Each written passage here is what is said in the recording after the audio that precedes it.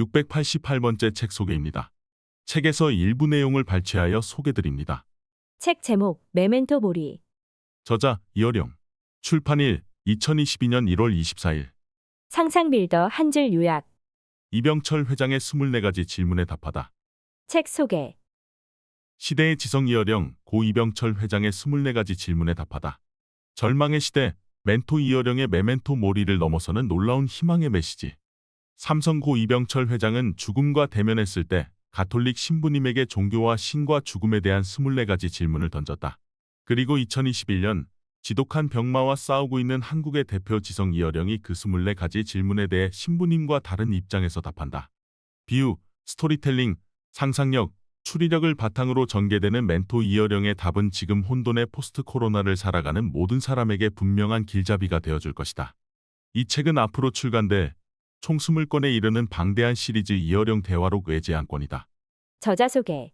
저자 이어령 대학 교수. 1934년 충남 아산에서 태어났다.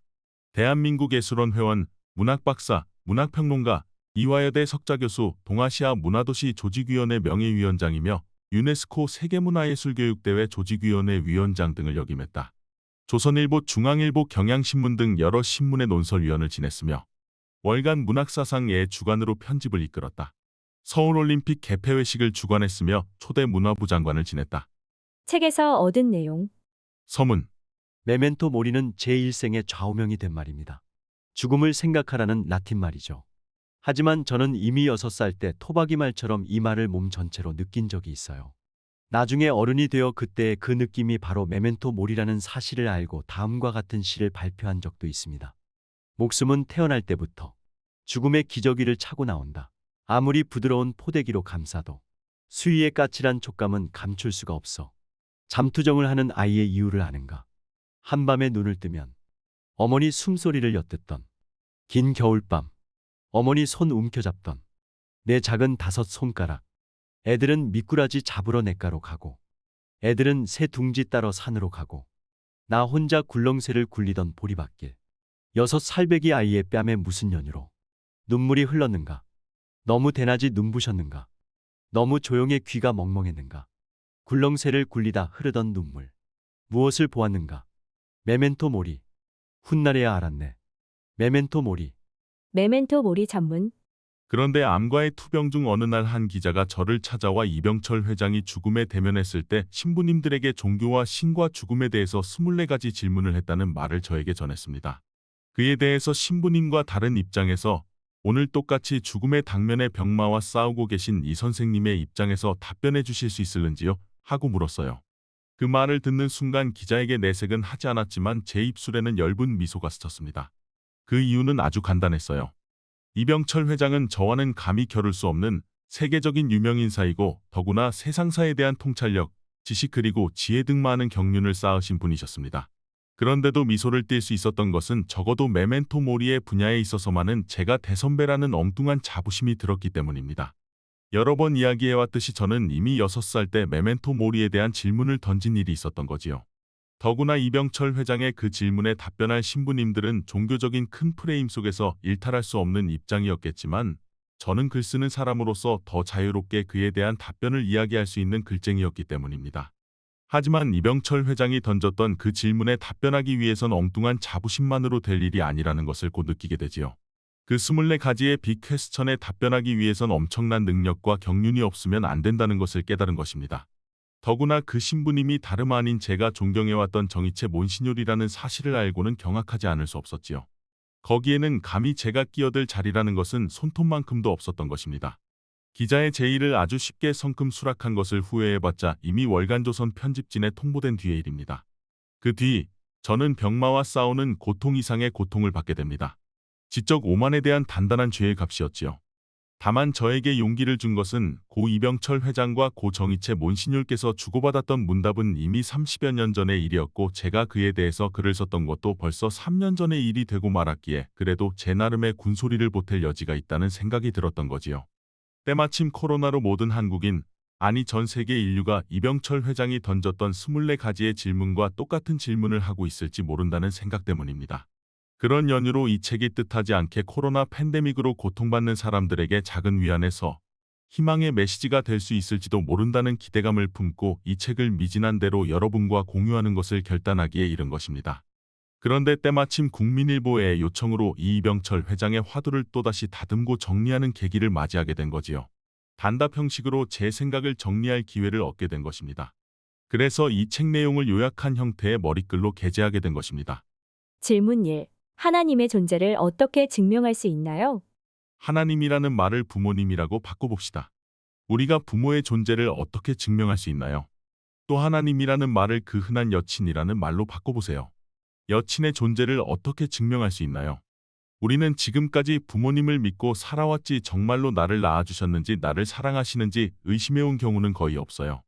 여친도 만나는 동안 한 번도 그 사랑을 의심하거나 거짓이라고 생각하지 않고 믿었기 때문에 관계가 이어진 거예요. 그런데 부자지간이나 연인 사이에 증명이라는 말이 나오면 이미 그건 끝난 이야기예요. 어느 날 아들이 어머니 아버지가 정말 저를 낳으셨는지 저를 사랑하고 계시는지 증명해 보십시오. 라고 한다면 DNA 감정을 해주십시오. 라는 말이 되고 지금까지 저를 사랑하신 것을 믿지 못하겠다는 얘기가 되기 때문에 이미 그 부모 자식 관계는 파탄난 것입니다. 연인 사이도 똑같아요. 서로 사랑하는 사이에 어느 날 차를 마시면서 내가 나를 정말 사랑하는지 증명해 하면 그 관계는 끝이 난 거예요. 제가 드리고 싶은 말씀은 부모 자식 관계가 그렇고 연인 사이가 그런데 하물며 하나님과 나와의 관계는 어떻겠는가 하는 것입니다. 하나님과 나와의 관계는 증명하는 관계가 아니라 믿음의 관계고 하나님은 믿음의 대상이지요. 그것이 바로 가족의 사랑이고 남녀의 사랑이고 종교에서 말하는 믿음과 사랑으로 이루어진 신앙의 세계라고 생각합니다. 하지만 믿지 않는 자도 버릴 수는 없는 것 아닙니까? 아무리 파탄난 관계라 하더라도 그 아들, 그 여친을 그냥 버릴 수는 없지 않습니까? 증명할 수 있다면 그들의 요구대로 증명해 보이면 되지 않을까요? 이미 도마가 똑같은 질문을 했어요. 내 눈으로 보지 아니하고 손으로 만져보지 않고는 예수님의 부활을 믿지 못하겠다고 했을 뿐만 아니라 실제로 예수님이 나타났을 때도 증명해 보이라고 했지요. 여기서 우리가 짚고 넘어가야 할 것은 증명은 우리가 하는 게 아니라 신이 하는 것이라는 점입니다. 증명은 하나님이 하실 일입니다. 인간이 어떻게 신을 증명할 수 있겠어요?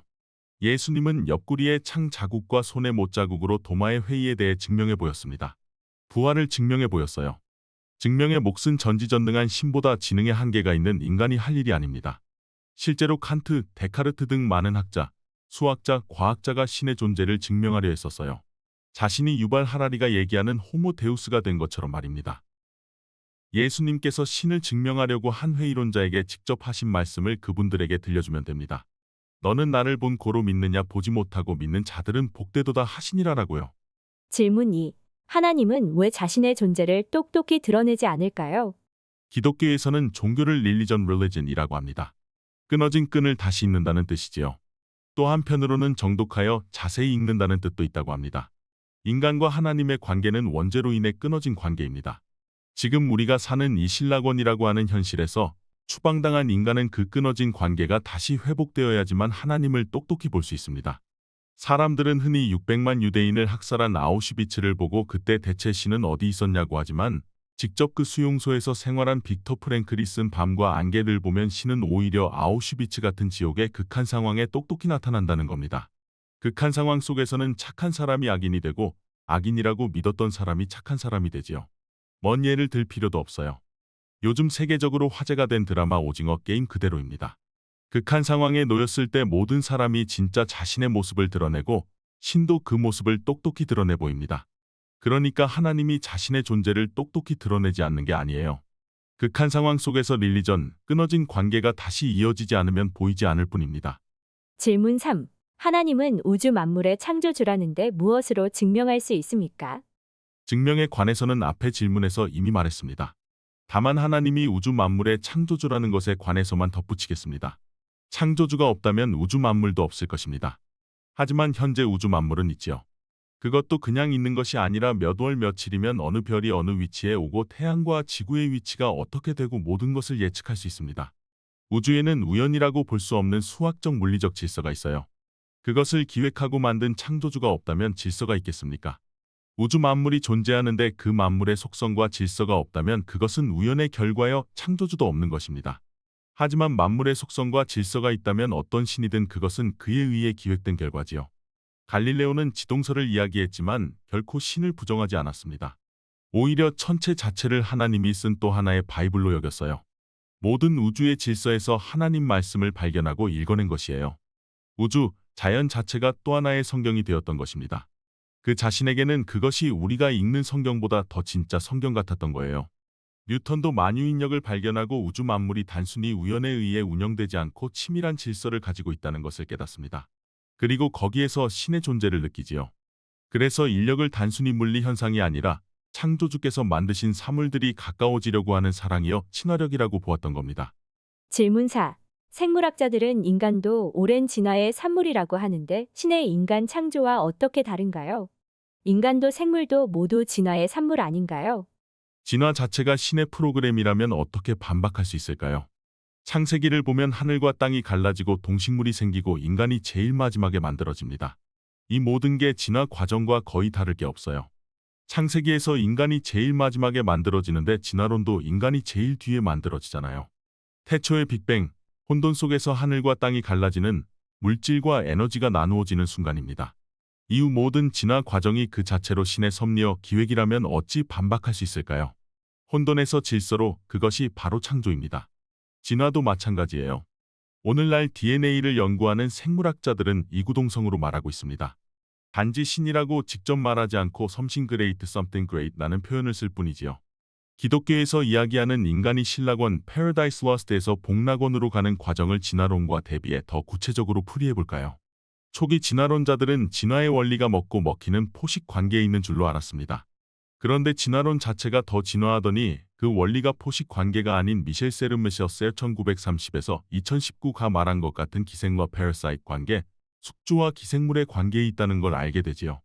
그런데 최근 학계에서 수없이 부정되고 거절되어 온 린 마굴리스 렌 마글레스 1935에서 2011의 포식도 기생도 아닌 심바이오시스 심바이오시스 공생 이론이 인정을 받게 됩니다. 바로 그것이 우리가 잘 알고 있는 미토콘드리아 이론이지요. 초기 기독교인들이 함께 나누고 서로 도와주면서 산다는 코이노니아 카오노니아와 같은 얘기지요. 기독교에서 말하는 최고의 가치가 무엇입니까? 심바이오시스 공생이지요. 이웃을 사랑하고 서로 도우라고 하잖아요. 즉 진화의 원리는 포식과 기생이 아닌 공생으로 기독교적 가치관과 다를 게 없습니다. 참고로 린 마굴리스는 기독교 신자도 아니에요. 질문 5. 언젠가 생명합성과 무병장수의 시대도 가능할 것 같습니다. 이처럼 과학이 끝없이 발달하면 신의 존재도 부인되는 것이 아닌가요? 30여 년 전에 했던 이 회장의 질문은 오늘의 바이오 기술 PT, 나노와 로봇의 NT, RT 그리고 AI 시대를 예견한 것 같습니다. 하지만 너무 복잡한 문제라 차라리 한편의 우스개 이야기로 답하는 편이 좋을 듯합니다. 어느 날 초능력 AI 로봇이 신에게 도전합니다. 당신이 만든 인간과 내가 만든 인간, 어느 쪽이 더 우수한지 내기를 해봅시다. 그러자 하나님이 웃으시면서 어디 한번 해봐라 하고 말해요. AI 로봇은 하나님이 인간을 만들 때처럼 흙을 모아 반죽을 하려고 합니다. 그러자 하나님께서 잠깐 내가 만든 흙에 손 떼지 마. 흙도 내가 만들어 라고 했어요. 로봇을 만드는 금속, 플라스틱 같은 원자재들은 모두 어디에서 왔어요? 지구에 있는 모든 원자재는 하나님께서 지으신 것이지요. 우리에게 주신 창조주의 선물이에요. 질문 6. 하나님이 인간을 사랑한다면 왜 고통과 불행과 죽음을 주는 걸까요? 인간의 고통과 불행은 신이 준 게 아니라 따먹지 말라는 선악과를 범하여서 인간이 스스로 받은 벌입니다. 뱀이 뭐라고 했나요? 너도 저 선악과를 따먹으면 신처럼 눈이 밝아지고 지혜로워진다고 했습니다. 뱀의 말은 사실이었어요. 선악과는 지식의 나무, 신만이 가지고 있는 지혜와 선악의 판단을 얻게 되는 나무입니다. 그러니까 선악과를 따먹었다는 건 인간이 피조물이면서 조물주가 되려고 한 거예요. 이를테면 아들이 아버지가 되려고 한 것이나 다름없지요. 아버지가 나를 낳아줬는데 내가 아버지가 된다고요? 그건 폐륜이지요. 내가 만든 물컵이 인간처럼 의식을 갖게 된다면 어떤 일이 벌어질까요? 나에게 물 따르지 마. 날 왜 깨지도록 만들었어? 나를 왜 쟤보다 작게 만들었어? 내가 만든 물컵이 인간과 같은 의식을 가지고 불평하기 시작할 것입니다. 피조물이 조물주와의 관계를 부정하고 뛰어넘으려 할 때 세계는 암흑과 혼돈의 세계가 됩니다. 그것이 바로 오늘날 인간이 만든 불완전한 문명에서 오는 고통입니다. 최후의 심판을 내리시는 하나님, 착한 자와 자기를 믿는 자만 구하시는 하나님은 인간에게 오히려 구제가 아니라 무서운 하나님으로 비칠 수도 있지요. 인간을 정말 사랑하신다면 신께서 그렇게 가혹히 벌을 주실까요? 이에 관해서는 그 유명한 도스토옙스키의 카라마조프가의 형제들 속 일화로 답해보겠습니다. 완벽한 성인이라고 칭송받던 조시마 장로가 죽습니다. 그런데 성자는 죽어도 썩지 않는다고 믿었는데 시체가 썩는 거예요. 그래서 그를 따르던 수도사 알료샤가 큰 절망에 빠져 메춘부 그루센카를 찾아가요. 처음으로 탈선을 결심한 겁니다. 그때 그루센카가 하나님은 성자뿐 아니라 악한 자도 버리시지 않는다고 얘기해요.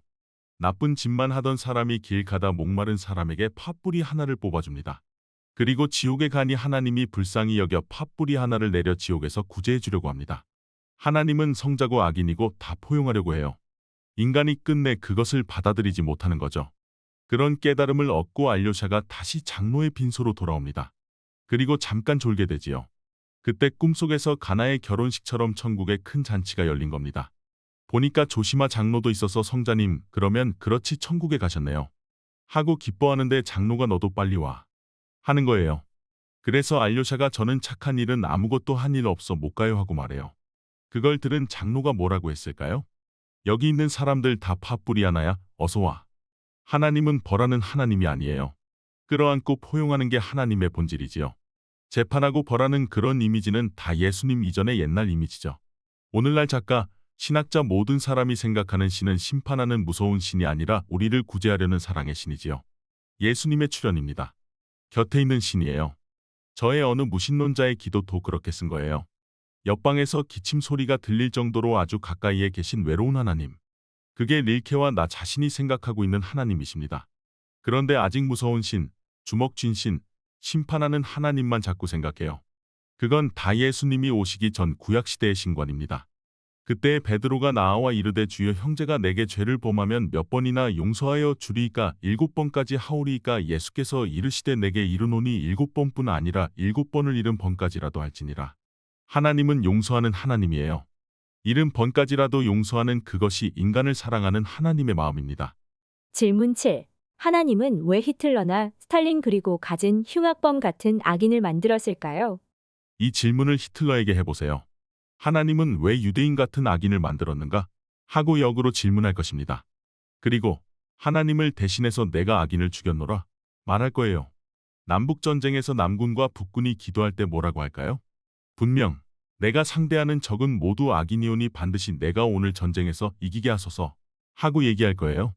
남군이고 북군이고 똑같이 믿는 기독교의 하나님에게 서로 이런 기도를 하면 하나님이 누구 편을 들어야 하겠습니까? 그런데 만일 남군과 북군이 동시에 하나님을 느끼고 그 사랑과 평화의 품에 안긴다면 어떤 일이 벌어질까요? 실제로 제1차 세계대전 때 독일군과 영국군 사이에 일어났던 기적과 같은 일이 벌어질 겁니다. 노맨스 랜드 노맨스 랜드 경계선을 사이에 두고 참호 속 서로 대치하고 있었던 군인들이 함께 크리스마스를 맞이한 것처럼요. 독일군이 캐럴을 부르고 촛불을 켤 때 그 소리를 듣고 영국군들이 참호 속에서 뛰어나와 함께 캐럴을 부릅니다. 그러자 독일군도 전쟁을 잊고 참호 속에서 기어나와요. 함께 춤추고 노래하고 서로 이야기를 나누며 전쟁은 휴전과 같은 화해의 무드로 바뀌게 됩니다. 물론 그것은 오래가지 않았지만 분명한 기적이었지요. 그들이 같은 기독교 문화를 공유하였기에 어린 시절 촛불을 켜고 캐럴을 부르며 하나님을 맞이했던 평화의 기억이 있었기에 그런 엄청난 기적이 가능했던 것이에요. 공감의 신이 전쟁의 신보다 크고 강했던 것입니다. 질문 8. 예수님은 우리의 죄를 대신 속죄하기 위해 죽었다는데 우리의 죄란 무엇인가요? 지금까지 앞에서 다 다루었어요. 피조물이 조물주가 되려고 한 것. 휴브리스, 인간의 오만, 그것을 원죄라고 하지요. 오리지널 신 오리지널스에는 뭘 훔치는 것 같은 개인이 저지르는 죄를 의미하는 게 아니에요. 우리 사회 전체 시스템에 내재하는 문명과 사회 자체에 죄가 있다는 겁니다. 부족한 인간이 마치 전능한 신처럼 지식과 지혜를 갖고 선악을 판단하려고 하는 그것이 바로 원죄예요. 원죄에서 벗어나는 사람은 없어요. 우리는 다 자기가 옳다고 생각하고 지혜를 가졌다고 생각하며 남을 심판하려 하니까요. 질문 9. 하나님은 왜 우리로 하여 죄를 짓게 내버려 두었나요? 그걸 자유의지라고 합니다. 하나님은 다른 짐승들과 달리 인간만 자신과 가까운 모습으로 만들었어요. 흙을 빚어 그 안에 숨을 불어넣는 것.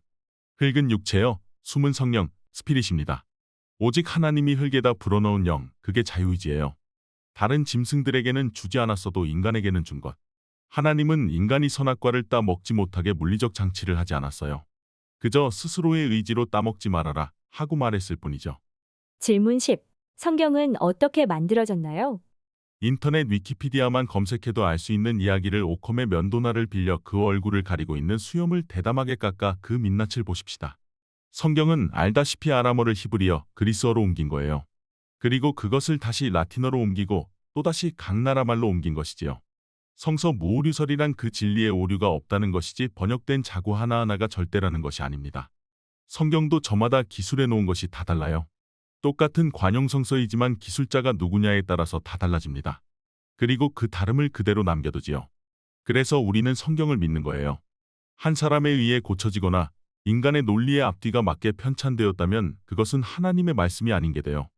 불완전한 인간이 하나님 말씀을 들으면 저마다 다르게 듣는 수밖에 없어요. 다만 그것을 정직하게 옮길 수 있어야 합니다. 자신이 들은 대로 옮기는 것이지 내 마음대로 고치는 게 아니에요. 신약의 경우가 특히 그렇지요. 질문 11. 성경이 하나님의 말씀이라는 것을 어떻게 증명할 수 있나요? 자, 성경은 하나님의 말씀이지만 인간의 언어, 그것도 인간이 만든 문자로 기록되었습니다. 우리는 밥이라고 하지만 어린아이는 맘마라고 해요. 이처럼 성경은 하나님의 말씀이 인간의 언어로 번역된 것입니다. 니고데모가 예수님, 당신이 하나님의 아들 그리스도라는 것을 나는 믿습니다. 제가 어떻게 하면 되겠습니까? 물으니 예수님이 거듭나거라 얘기해요. 그러자 니고데모가 제가 나이가 몇인데 어떻게 어머니 속으로 다시 들어가 태어날 수가 있겠습니까? 라고 말하지요. 그때 예수님은 내가 사람의 말로 이야기해도 못 알아듣는데 하물며 하나님의 말씀은 어떻게 알아듣겠느냐? 고 답답해 하십니다. 거듭나거라. 이것은 비유로 얘기한 것입니다. 진짜 다시 자궁에 들어갔다가 나오라는 얘기가 아니에요. 성서에는 인간의 말 뒤로 반드시 하나님의 말씀이 숨어 있어요. 우리는 이를 통해 비유의 참뜻을 짐작할 수밖에 없어요. 그걸 해석할 수 있는 사람들이 목사님, 신학자들이고 종교의 연구가들입니다. 보통의 사람들은 니고데모처럼 알아듣지 못해요. 거듭나라고 하면 말 그대로 진짜 자궁에 들어갔다가 나오라는 것인 줄 압니다. 계속 증명이라는 말이 나오는데 처음 했던 얘기를 기억하시지요. 믿지 않으면 성경 구절은 하나도 택할 게 없습니다. 저도 어렸을 때는 성경을 문자 그대로 읽었어요. 대홍수 때 노아의 방주의 모든 생물을 칸막이로 나누어 쌍쌍이 집어넣었다고 해요. 토끼 같은 초식동물이야 풀을 먹고 살겠지만 그 안에 사자, 호랑이 같은 육식동물은 뭘 먹고 살까요? 토끼를 잡아먹지 않겠어요? 더군다나 물고기는 물난리를 피해 노아의 방주에 들어오면 도리어 죽어요. 또 창세기의 인간이라고는 아담, 이브, 카인, 아벨밖에 없는데 카인이 아벨을 죽이고 이마의 표식을 받으니 다른 사람이 보고 나를 해치면 어쩌냐고 물어요. 이제 사람도 자기까지 세 사람밖에 없는데 이런 식으로 성경을 읽으면 하나도 믿을 말이 없습니다. 지구와 공은 크기나 기능이나 비교도 안 되지만 구조적으로 보면 똑같은 구체입니다. 그런 구조적 관점에서 창세기의 제1창조는 첫째 날, 둘째 날, 셋째 날로 시간을 분전한 거고요. 제2창조 노아의 방주는 한 칸, 두 칸으로 공간을 분할한 것이죠. 나누어지지 않은 것은 카오스 케이아스, 혼돈이죠. 즉, 카오스에서 시간과 공간으로 분절되어 있는 코스모스로 창조된 질서를 구조적으로 보여준 것이에요. 그러므로 성경을 자구대로 직역하거나 멋대로 의역할 수 없는 번역 불가능한 영역이 존재하지요. 그것이 바로 마귀가 돌덩이를 예수님께 보이면서 이것을 빵으로 만들라 한 구절이에요. 널리 알려진 이 구절에서 우리는 빵을 떡이라고 번역했지만 그것은 결과적으로 정반대의 의미를 갖게 된 거예요. 주기도문에서 오늘 우리에게 일용할 양식을 주시고 의 양식은 원문에는 분명 일용할 빵, 데일리 브레드 데일리 브레드로 되어 있지요. 그러니까 일용할 양식을 환유 제유법로 나타낸 것이지요. 근데 그걸 떡이라고 해봐요. 떡을 주셔서 감사합니다. 빵은 늘 먹는 거지만 떡은 어쩌다 먹는 거예요. 그래서 예기치 않은 횡재를 보면 우린 이게 웬 떡이야 하잖아요. 원래 의미대로라면 오히려 밥이라고 해야 할 거예요. 서양의 빵과 우리의 떡은 거꾸로라고 봐야 해요. 형태는 비슷해도 빵과 떡은 전혀 의미가 반대예요. 빵은 불로 구운 거고 떡은 물로 찐 거예요. 제조 방법부터 달라요. 시루떡이라고 하잖아요. 저쪽에서는 오븐에다 굽는 거고 우리는 시루에다 찌는 거지요. 그런데 그렇다고 밥이라고 번역하면 될 일일까요? 안 되지요. 빵과 떡은 돌덩이와 외형이 비슷하니까 납득이 되잖아요. 빵과 떡은 그 자체로 하나의 고체지만 밥은 개개의 밥알들이 모인 것이지요. 그래서 밥알들을 뭉쳐놓은 밥은 돌덩이와 전혀 비슷한 점이 없어요. 밥이라고 하려면 마귀가 돌덩이가 아니라 모래를 퍼주면서 이것을 밥으로 만들어라 하고 말해야 해요. 아예 성서에 나오는 마귀가 한 말을 바꾸지 않으면 성립이 안 돼요. 우리는 오랫동안 빵을 떡이라고 함으로써 이 구절을 정반대의 의미로 읽어온 거예요. 제가 여러 번 이 구절을 지적했듯이 형태를 따르자면 떡이라고 해야 하고 의미를 택하자면 밥이라고 해야 하니 차라리 빵떡이라고 하는 수밖에 없을 것이라고 반농담으로 말한 적이 있어요. 실제로 목사님이 예수님께서 사람은 떡만으로는 살지 못하느니라 라고 하자 시골 할머니가 그랬다잖아요. 별 싱거운 소리 다 듣겠네. 당연하지. 떡만 먹고 어떻게 살아? 밥을 먹어야지. 여기서 이 떡이라는 번역이 오역이라는 사실이 여실히 드러나는 것입니다. 질문 12. 종교란 무엇인가요? 왜 인간에게 필요한가요? 모든 것을 이룬 사람이 있다고 칩시다. 성공해서 더 이상 바랄 것이 없는 기업인, 세계의 모든 것을 알게 된 과학자, 모든 것을 성취한 이들도 알지 못하는 것, 바로 죽음이에요. 세상 아무리 위대한 사람도 다 죽었어요. 그들 중에 죽음이 뭔지 알고 죽은 사람은 아무도 없습니다. 죽음이 두렵지도 않고 관심도 없다면 종교는 없을 것이에요. 하지만 누구나 죽음을 두려워한다면 그 종교의 이름이 무엇이라도 마지막 질문은 죽음에 관한 것이 될 것입니다. 이병철 회장 또한 묻고 있지 않습니까? 한국에서 그보다 더 기업으로 성공을 거둘 수가 있을까요? 그런 그조차 질문하고 있어요. 바로 그 질문 속에 종교의 필요성이 있는 것입니다. 신을 부정하는 사람들도 그 필요성을 인정하는 경우가 많습니다. 칸트는 순수이성 비판에서는 신의 존재를 부정했지만 실천이성 비판에서는 그 필요성을 인정하였지요. 질문 13. 영혼이란 무엇입니까? 저는 이미 찻잔 하나로 이야기한 적이 있어요. 찻잔을 만드는 물질은 인간의 육체에 해당해요. 플라스틱 컵이면 플라스틱, 유리컵이면 유리. 우리의 육체도 그 컵들의 진료처럼 우리의 몸뚱이를 이루는 물질인 거예요. 그런데 컵과 그릇은 무엇을 위해 존재하나요? 그들은 무언가를 담기 위해서 존재합니다. 컵의 본질은 무언가 담는 것이고 무언가 담으려면 비어 있어야 합니다. 컵의 본질은 유리나 플라스틱 같은 물질에 있는 게 아니라 비어있는 성질에 있어요. 비어있지 않으면 컵에 무엇을 담겠습니까? 아무 역할도 못해요. 비어있는 게 그릇의 본질입니다. 그 빈 공간을 void void라고 해요. 그런데 제가 빈 컵에 커피를 따르면 커피잔, 물을 따르면 물잔이 되어 빈 공간이 없어져요. 그러면 이 컵은 더 이상 다른 것을 담을 수가 없지요. 이미 무언가 담겨 있으니 더 담을 수 없어요. 그게 마인드예요. 컵과 그릇 물질 자체는 보디바디입니다. 만약 유리컵이 깨지면 담고 있던 액체도 사라지고 아무것도 남지 않아요. 보디도 마인드도 없어집니다. 하지만 텅 비어 있던 공간, 그것은 어디로 갔을까요? 깨졌나요? 없어졌나요? 아닙니다. 그대로 남아 있어요. 그 비어있는 공간은 저 은하계, 빅뱅이 일어난 저 우주와도 통하고 있지요. 상상해보세요. 우주도 비어있으니까 우리가 달나라도 각오하는 것 아니겠어요? 그릇은 보디, 그릇을 채우는 욕망이 마인드.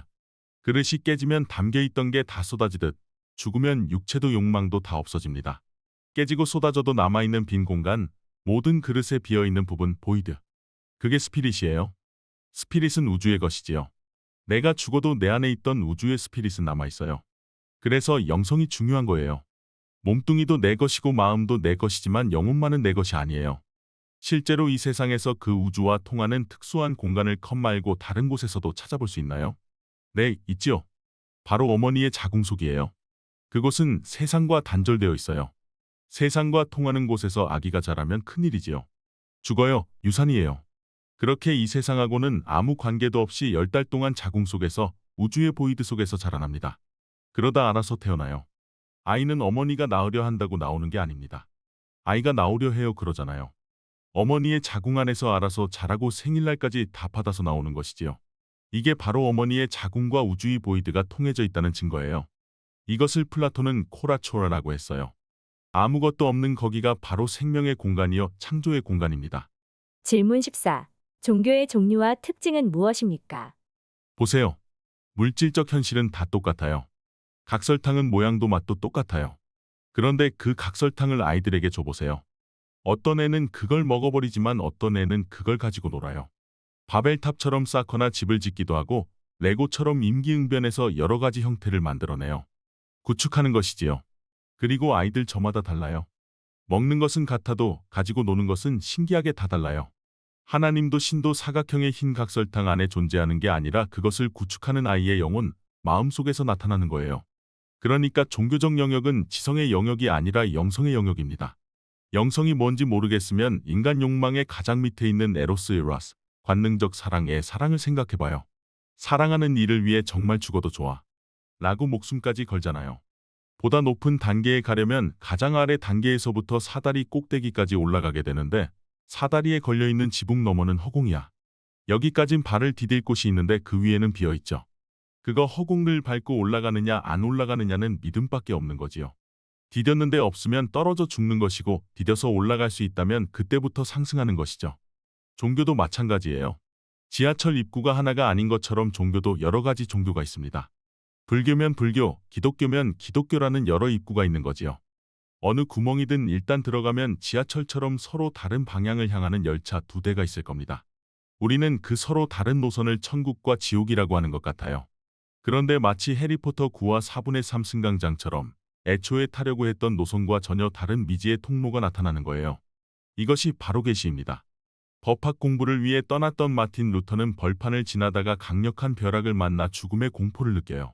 광부의 아들인 그는 성모 마리아의 어머니 성안나에게 성안나여 저에게 힘을 주소서.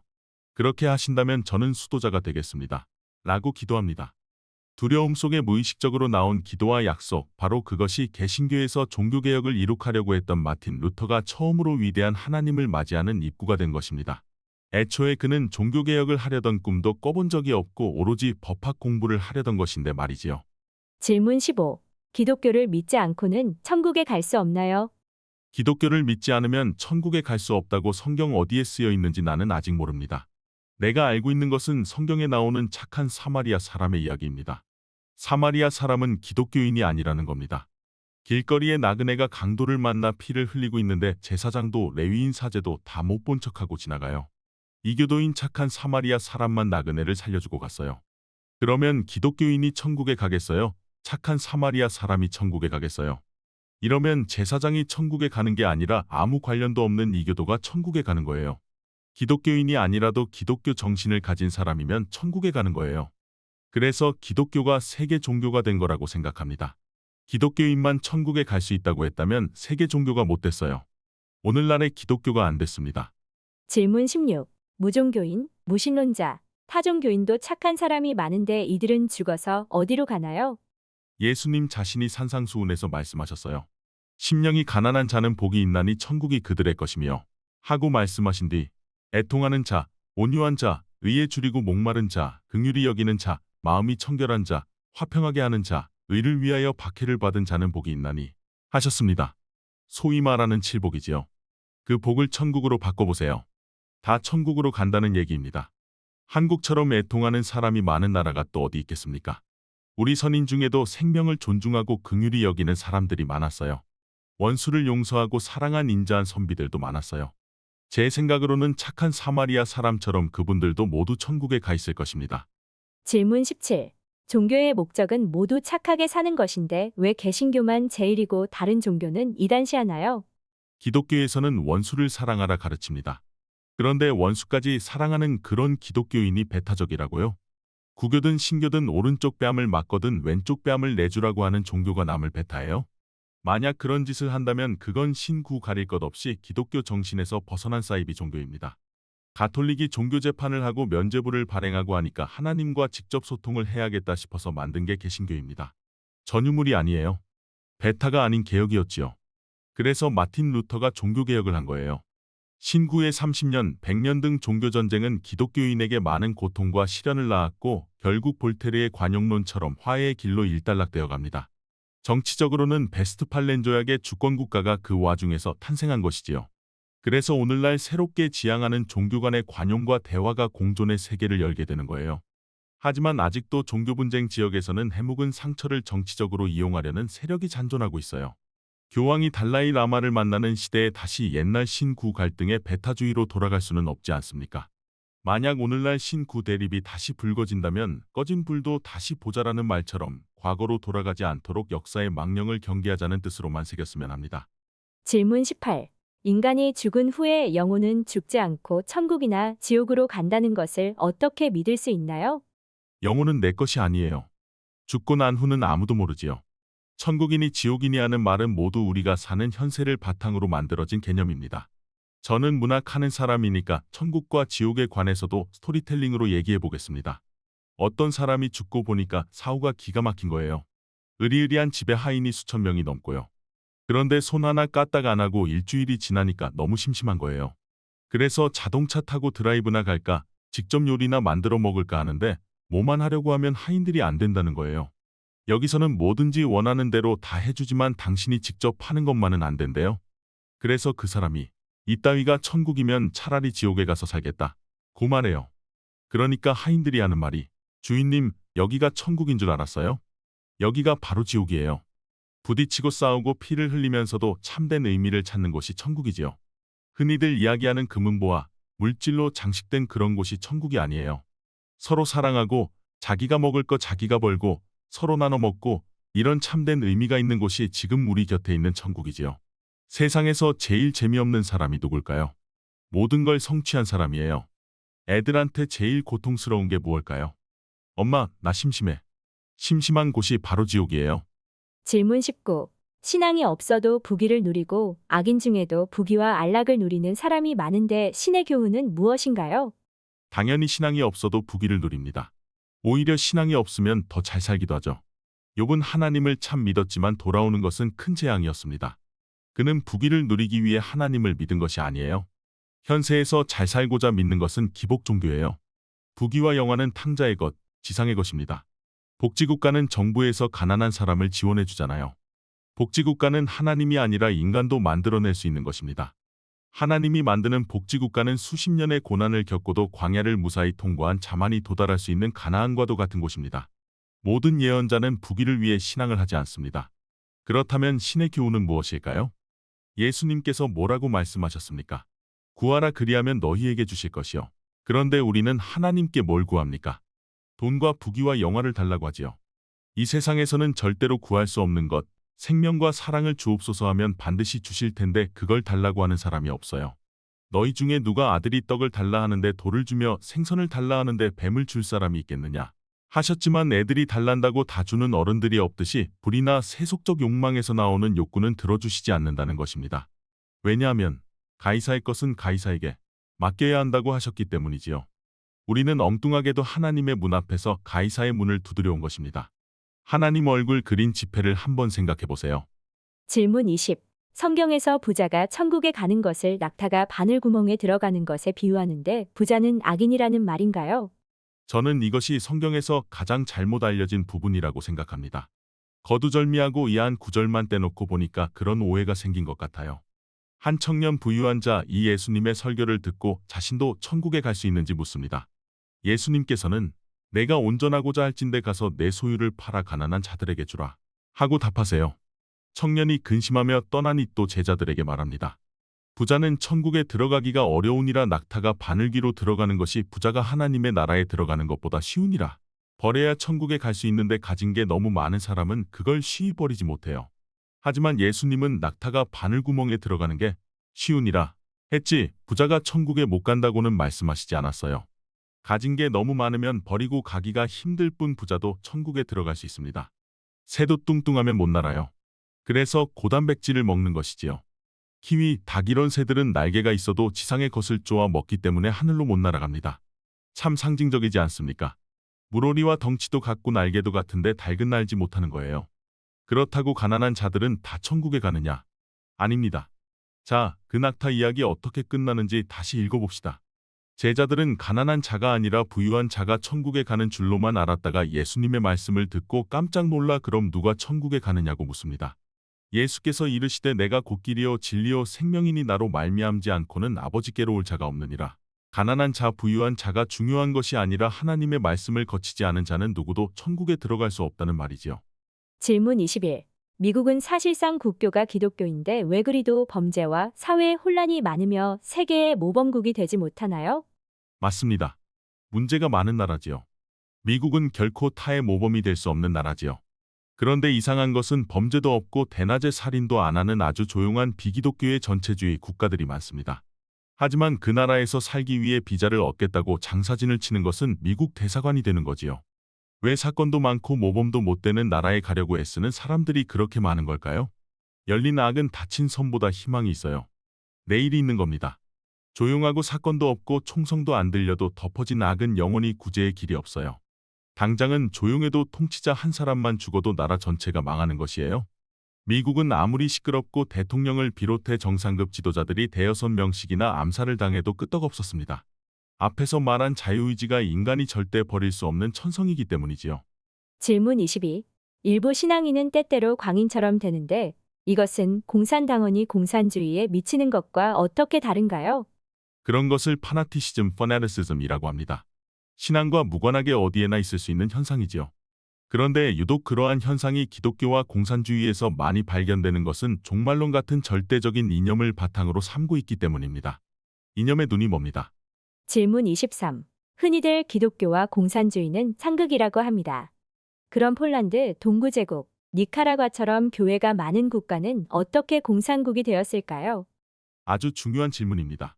이 회장 때와 달리 오늘날은 남미 쪽에서 더 이런 현상이 일어나고 있습니다. 기독교와 공산주의는 얼핏 유신론과 유물론, 정반대되는 사상이면서도 그 바탕에는 의외로 공통점을 가지고 있습니다. 첫 번째가 바로 사회에서 소외된 계층을 대상으로 하는 점입니다. 아시다시피 예수님은 창녀를 비롯한 사회 약자들, 병자들을 포용하지요. 공산주의 역시 소외된 인민, 대중을 그 혁명의 기반으로 봅니다. 이를테면 프롤레타리아라고 할 때 우리는 보통 무산계급이라고 하지만 그 원래의 뜻은 나라에 바칠 것이 아이밖에 없는 가난한 계층을 의미합니다. 이렇듯 사회 약자를 돌본다는 점에서 공통점이 있는 것입니다. 공산주의는 그런 소외 대상을 계급혁명이라는 투쟁의 힘으로 보았고 기독교는 구제의 대상으로 보았다는 점에서 둘을 구분짓는 큰 차이가 발생하는 것뿐입니다. 두 번째로 원래 소련의 공산주의와 러시아 말기의 정교는 표면적으로 보기에는 갈등 관계에 있었지만 실제로 공산주의는 러시아의 전통적 정교의 사상을 차용한 게 많습니다. 특히 그 중에서도 우주주의자와 유라시아주의자들의 사상과 정책이 그렇지요. 니콜라이 펴도로프 네콜라이 피오도로프 1829에서 1903가 특히 중요한 인물입니다. 도서관 사서였던 그는 도스토옙스키, 톨스토이 등 당대 광범한 지식인들에게 영향을 끼친 박식한 인물이에요. 펴도로프는 과학의 힘을 빌린 부활을 믿은 창조적 종말론자입니다. 자신이 유전공학으로 죽었던 아버지를 살려내고 아버지가 또 자신의 아버지를 살려내면 이 지구에 죽었던 사람들이 다 부활할 수 있다고 생각한 거예요. 그러면 지구가 부활한 사람들로 넘쳐나잖아요. 그럼 다 어디로 가야겠어요? 우주로 가야지요. 이런 펴도로프의 사상이 영토 확장의 방향을 수평해서 수직으로 돌린 것입니다. 그래서 당시에 실제로 과학을 이용해 로켓을 만들려고 했어요. 그래서 러시아가 미국을 앞서 인공위성을 쏠 수 있었던 거예요. 러시아가 스푸트니크를 쏘아 올릴 수 있었던 것도 펴도로프가 사서로 있던 바로 그 도서관에서 펴도로프를 스승으로 삼고 그 영향 밑에서 도서관을 매일 다녔던 콘스탄틴 치올코프스키 칸스탄틴 사이어캅스키 2857에서 1935 때문이었지요. 독학을 하던 때의 이야기입니다. 그는 펴도로프의 분부로 로켓 연구와 설계를 하게 됩니다. 황당하다고요? 아닙니다. 실제로 일론 머스크는 지금 우주선을 띄우는 사업을 추진하고 있고 인간을 2030년까지 화성으로 이주시키는 지구 탈출 기획을 발표한 적도 있어요. 그 유명한 호킹도 죽기 전에 인공지능이 발달하면 그들이 지배하는 지구를 탈출하기 위해 거대한 로켓을 만들어야 한다고 주장하지 않았나요? 이게 140년 전에 펴도로프가 지구 탈출을 꿈꾼 것과 무슨 차이가 있습니까? 그러니까 기독교, 러시아 정교의 부활론이 공산국가의 과학기술, 로켓기술과 밀접한 연관을 가지게 된 거예요. 이것이 현재 미국과 러시아에서 동시에 작동 중인 지구는 인간의 요람이지만 언제까지나 그 요람에서만 살 수 없다는 우주 개발 정신인 것입니다. 세 번째로 End of History and History, 종말론입니다. 대개 모든 나라의 역사관은 둥근 원처럼 순환하는 원리로 되어 있지요. 그런데 유독 기독교와 마르크스의 역사관은 선형적입니다. 시작점과 끝나는 점이 있는 거예요. 기독교에서는 대심판의 날이 그것이고 마르크스에서는 혁명을 완수하는 그날이 그들의 역사의 끝, 엔드 오브 히스토리인 것입니다. 즉 지금 우리가 살아가는 역사는 혁명을 완수하는 날을 목표로 또 대심판의 날을 목표로 향하는 단계적 과정이라는 것입니다. 질문 24. 우리나라는 두 집 건너 교회가 있고 신자도 많은데 왜 사회 범죄와 시련이 많은가요? 우리나라는 두 집 건너 교회가 있고 신자도 많지만 사회 범죄가 많은 것도 사실이에요. 한밤중 비행기에서 서울을 내려다보면 십자가밖에 보이지 않는다는 말도 있는데도요. 한국 교회가 겸허하게 받아들여야 할 대목입니다. 하지만 그렇다고 두 집 건너 교회 없고 신자도 없고 사회 범죄도 없고 시련도 없는 나라에서 살고 싶은지 사람들에게 물어보세요. 다들 부정적일 것입니다. 지금 가난하고 고통스러워도 자유와 희망을 꿈꿀 수 있는 쪽을 택하려는 것이 인간입니다. 완벽하게 만들어진 체제, 이미 다 깔아놓은 선로를 달리기보다 허술한 자동차라도 자기 마음대로 달릴 수 있는 벌판을 원하는 마음과 같지요. 또 다른 시각에서 봅시다. 마스크 쓰고 손 씻고 거리두기 하는데 왜 코로나 안 없어지나요? 하고들 물어요. 그런데 그렇다고 마스크 안 쓰고 손 안 씻고 거리두기 안 하면 어떻게 될까요? 교회가 많은 것과 범죄자가 많은 것은 인과관계가 없고 만약 교회가 없었더라면 더 많은 범죄자의 사회가 되었을 것이라고 반박해도 반론하기 힘들 겁니다. 질문 25. 지구의 종말은 올까요? 종말은 옵니다. 종교가 아니라 과학이 그걸 예견하고 있습니다. 그걸 연력학 제2법칙, 엔트로피 수치 증대에 의한 것이라고 설명하지요. 형태 있는 건 무너지고 질서 있는 건 무질서가 되고 따뜻한 건 차가워지는 것이지요. 끓는 물도 끝에 가면 어떻게 되나요? 열은 식고 끓어오르던 물방울들의 비등하던 운동은 잠들어 조용해집니다. 한마디로 지구는 끓는 물이 식어가는 거대한 냄비라는 거예요. 그런데 여기 예외가 하나 있어요. 생명이요. 생명은 거꾸로 하나가 열이 되고 열이 스물이 돼요. 둘이 결혼해서 애를 넷만 낳아봐요. 기하급수적으로 늘어요. 역엔트로피, 엔트로피의 역현상입니다. 무질서하고 힘없는 아이가 거꾸로 질서와 힘을 만들어내는 거예요. 끓는 냄비가 식어가는 것과는 반대로 차가운 냄비가 뜨겁게 끓어올라요. 아이들은 다시 뜨겁게 끓어오르는 냄비입니다. 식은 게 뜨거워지고 무질서한 게 질서로 가고 그게 생명체의 신비지요. 구체적인 예를 들어볼게요. 예수에게 악마가 돌을 떡방으로 만들라고 했어요. 그러면 다들 옳다, 좋다 할 거 아니에요? 길에 있는 떡을 먹는데 굶주린 사람이 어디 있겠어요? 그런데 1000년쯤 지나봐요. 돌이 새끼 쳐요? 돌 다 없어져요. 흙 파먹어요? 흙 다 없어져요. 예수님이 그렇게 기적을 만들어주셨는데 마지막엔 그 기적을 만들어주신 예수님 성전 돌기둥까지 파먹어요. 그런데 땀 흘려서 곡식을 심어보세요. 10개를 먹어도 100개가 되고 100개를 먹어도 1000개가 되고 시간이 흘러도 안 없어져요. 그게 생식입니다. 그게 생명이에요. 여자는 아이를 낳고 남자는 노동을 해서 곡식을 가꾸는 것이 돌멩이를 빵으로 만드는 방법이에요. 영원히 사는 길이지요. 돌멩이를 빵으로 만들면 당장은 누구나 편하게 살 수 있겠지만 석유가 고갈되듯 언젠가 그 돌멩이는 이 지구에서 사라지는 겁니다. 고비 사막이 모래가 아무리 많아도 그것을 먹는다면 언젠가 다 없어져요. 그런데 생식하는 한 톨의 보리는 천년만년 가도 늘어나요. 그게 생명이에요. 그러니까 종교는, 특히 기독교는 죽음을 넘어서는 엔트로피 증대를 역행하는 운동인 것입니다. 그래서 저는 뉴턴이 한쪽만 바라본 사람이라고 말한 적 있습니다. 떨어지는 것만 봤지 그 작은 풀이 하늘을 향해 자라고 나무가 되고 거기에 빨간 사과가 열려서 높이 매달리는 것은 보지 못한 거예요. 우리는 떨어지는 사과가 아니라 뉴턴이 보지 못한 하늘로 올라간 사과, 그 생명의 역엔트로피를 봐야 합니다. 그것을 사랑하고 믿어야 해요. 작은 송사리떼가 잉어나 오른다는 상류를 등용문을 통과하듯 향해 가는 그 힘을 우리는 알고 있습니다. 아무리 큰 고기라도 죽은 고기는 흰 배를 내놓고 떠내려가지만 송사리는 아무리 작아도 살아서 상류를 거슬러 올라가요. 다시 말하지만 그것이 바로 나는 진리여 생명이니라 하는 생명의 힘입니다. 부활도 어렵게 생각할 것 없어요. 한 알의 곡식이 땅에 떨어져 죽으면 거기서 수십 개의 열매가 열려요. 화려하고 아름다운 일종의 작은 부활이지요. 보세요.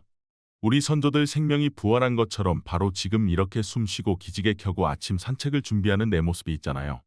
육체만이 아닙니다. 지금 우리가 읽고 있는 모든 책도 선인들의 정신이 무수히 많은 책 제목으로 부활하여 나타난 것이에요. 책은 모두 죽은 자들의 사상의 부활인 것이나 다름없지요. 코로나 패러독스가 몰고 온 코로나 이후의 세계가 25가지 질문을 통해 구체적으로 눈앞에 떠오르는 것 같습니다. 신학자나 과학자처럼 실증주의자들은 이런 말 못합니다. 역시 선생님이기 때문에 이런 대답들을 들을 수 있었던 것 같습니다. 이런 점에서 글 쓰는 사람들이 참 부러워요. 모든 대답을 저는 학술적 실증론이 아니라 비유와 스토리텔링 그리고 유추와 상상력으로 꾸몄습니다. 신은 기하학적으로 증명할 수 있는 세모꼴이 아니라 원주율처럼 영원히 끝이 없는 쪼개지지 않는 존재이기 때문이지요. 비길반은 아니지만 예수님이 비유를 많이 쓰는 까닭도 거기에 있어요. 예수님은 자신이 비유로밖에 말할 수 없는 그 답답함과 안타까움을 직접 토로하기도 해요. 내가 그들에게 비유로 말하는 것은 그들이 보아도 보지 못하며 들어도 듣지 못하며 깨닫지 못함이니라. 내가 입을 열어 비유로 말하고 창세부터 감추인 것들을 드러내리라. 너희에게는 하나님 나라의 신비를 알게 해주었지만 다른 사람들에게 보아도 알아보지 못하고 들어도 깨닫지 못하게 하려고 비유로 말하는 것이다. 말이 통하지 않을 때, 도저히 인간의 말로 하나님의 말씀을 다 전할 수 없을 때, 꼭 진실로 진실로 너희에게 이르노니 들을 귀가 있는 사람은 알아들어라 하고 말해요. 그런데 특히 예수님은 마지막에 자신의 죽음을 알고 떠날 때 제자들에게 기막힌 말을 합니다. 여자가 해산하게 되면 그때가 이르렀으므로 근심하나 아기를 낳으면 세상에 사람 난 기쁨으로 말미암아 그 고통을 다시 기억하지 아니하느니라. 헤어지는 고통을 임산부가 어린아이를 낳는 고통에다가 비유한 거예요. 애를 낳으려면 고통을 느껴야 하잖아요. 너희들과 내가 다시 새롭게 만나기 위해서는, 즉 부활하기 위해서는 산모가 어린애를 낳는 그 고통이 있어야 한다는 거예요. 그러면 그 어린아이, 새로운 생명을 낳는 기쁨 또한 맞이하게 되리라는 거예요. 그런데 제자들이 이 뜻을 못 알아들어요. 부활의 의미를 모르는 거지요. 그때 마지막으로 하신 말씀이 때가 이르면 다시는 비유로 너희에게 이르지 않고 아버지에 대한 것을 밝히 이르리라. 기가 막힌 얘기예요. 비유로 말하지 않겠다. 때가 이르면 하나님의 뜻이 현실에 그대로 이루어지기 때문에 비유가 필요 없어요. 저는 여기가 결정적인 대목이라고 생각합니다. 그리고 저도 이 회장의 물음에 대해 모두 비유 아니면 스토리텔링으로 이야기했지만 저의 비유는 그냥 비유로 끝나고 말았지요. 예수님이 말씀한 비유로 말하지 않아도 되는 실현에 대해서는 나는 모릅니다. 침묵할 수밖에요. 그래서 한 나무꾼 이야기로 끝내려고 해요. 나무꾼이 산속을 헤매다 신선을 만났습니다. 신선은 자신의 존재를 들키면 발견한 사람에게 소원을 하나씩 들어주게 되어 있었지요. 신선은 나무꾼에게 소원을 말하라고 했어요. 나무꾼은 금덩어리를 달라고 말했습니다. 그리고 신선이 지팡이로 돌을 치니 황금으로 변했습니다. 그걸 본 나무꾼은 뭐라고 했겠습니까? 나 금덩어리 말고 그 지팡이 주시오. 글을 쓰는 저와 같은 사람은 이 이야기에 나오는 나무꾼과 비슷한 데가 있습니다.